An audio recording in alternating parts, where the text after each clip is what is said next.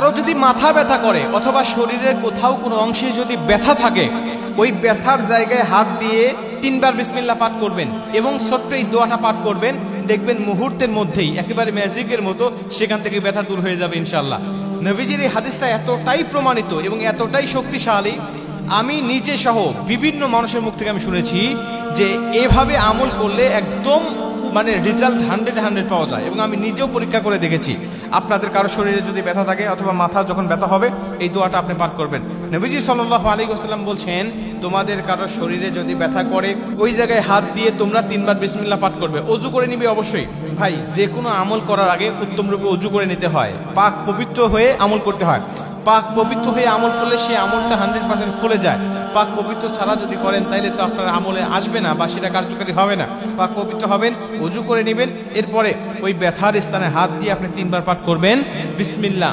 এরপরে আপনি পাঠ করবেন আউযু বিল্লাহি ওয়া কুদরতিহি মিন শাররি মা আজিদু ওয়া উহাদির। এই দোয়াটা আপনি পাঠ করে 7 বার পাঠ করবেন এবং 7 বার সেখানে আপনি দম দিবেন বা ফুঁক দিবেন। দেওয়ার পরে সেখান থেকে হাতটা সরিয়ে ফেলবেন। দেখবেন যে মুহূর্তের মধ্যেই আল্লাহ পাক আপনার ব্যথাটা দূর করে দিয়েছে। আম্মা জান আয়েশা রাদিয়াল্লাহু তাআলা আনহা বলেন যে রাসূল সাল্লাল্লাহু আলাইহি ওয়াসাল্লাম এমন আমল আমি দেখেছি এবং আমি আয়েশা রাদিয়াল্লাহু তাআলা আনহা এই আমলটা করেছি। আবার তিনি বলেন কোন কোন সময় আমি শুধু বিসমিল্লাহ পাঠ করে আমার মাথার ব্যথা আমি দূর করেছি। মাথা ব্যথা করতেছে, আমি শুধু 3 বার বিসমিল্লাহ পাঠ করেছি, আমার মাথা ব্যথা দূর হয়ে গেছে। আর অন্য এক হাদিসের মধ্যে আসছে সাহাবীদের আমল থেকে যে তারা শুধু সূরা ফাতিহা পাঠ করে তারা ব্যথা মুক্ত করেছে আলহামদুলিল্লাহ। আপনি যদি সূরা ফাতিহা পাঠ করে যে কোনো রোগের জন্য আপনি প্রয়োগ করতে চান, আপনার এই সূরা ফাতিহা একাই যথেষ্ট। কারণ এই সূরার আরেকটা নাম, সূরা ফাতিহা যেমন আরেকটা নাম হলো সূরাতুশ শিফা, শেফা হিসাবে আল্লাহ পাক এই সূরাটা আমাদের জন্য, উম্মতি মুহাম্মাদের জন্য স্পেশাল ভাবে আল্লাহ পাক নাজিল করেছেন। এজন্য সূরা ফাতিহা পাঠ করে পেটে ব্যথা হোক, মাথা ব্যথা হোক, হাত পা ব্যথা হোক, আপনি এই দোয়াটা কাজ করতে পারেন। এই সূরাতুল ফাতিহা পাঠ করে যে কোনো রোগের ক্ষেত্রে আপনি প্রয়োগ করতে পারেন।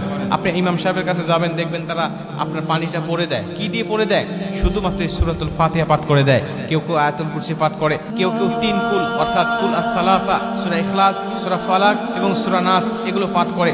আবার অনেকেই 6টা আয়াত যুক্ত করে। কোন 6টা আয়াত? ওয়াশফি সুদুরা কওমিল মুমিনিন ওয়া শিফাউল লিমা ফিস সুদুর ইখরুজু মিন বুতুনিহা শারাবুম মুখতালিফুন আলওয়ানুহু ফীহি শিফাউল লিন-নাস ওয়া নুনাজ্জিলু মিনাল কুরআনি মা হুয়া শিফাউ ওয়া রাহমাতুল লিল মুমিনিন ওয়া ইযা মারিদতু ফাহুয়া ইয়াশফিন কুল হুয়া লিল্লাযিনা আমানু হুদাও ওয়া শিফা।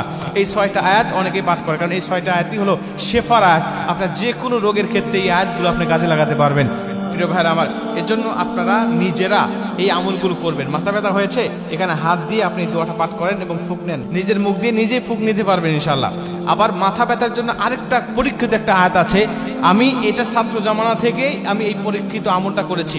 সেটা হলো সূরাতুল ওয়াকিয়ার 19 নম্বর আয়াত, লা ইউসাদ্দাউনা আনহা ওয়া লা ইউনজিফুন। এটা ম্যাজিকের মতো কাজ করে। আপনি 7 বার পাঠ করে আপনি নিজে নিজে ফুঁক নেবেন, দেখবেন যে মুহূর্তের মধ্যে মাথা ব্যথা ভালো হয়ে গেছে। এই ছোট্ট ছোট্ট দোয়াগুলো যখন আপনি করবেন, আমলগুলো যখন আপনি করবেন, তখন আপনার ঈমানটা বাড়তে থাকবে। কারণ নিজের চোখে যখন কার্যকারিতা দেখবেন, তখন আপনার ঈমানটা অটোমেটিক বেড়ে যাবে ইনশাআল্লাহ। এজন্য আগেই মেডিসিনের কাছে দৌড়াবেন না। অসুস্থ হয়েছেন, আগে আল্লাহ পাকের কাছে শিফা চান, কোরআন অনুযায়ী আমল করেন, এরপরে ডাক্তারের কাছে যান, কোনো সমস্যা নেই। আল্লাহ পাক অবশ্যই আপনাকে স্থায়ী সমাধান, স্থায়ী সুস্থতা আল্লাহ পাক আপনাকে দান করবে।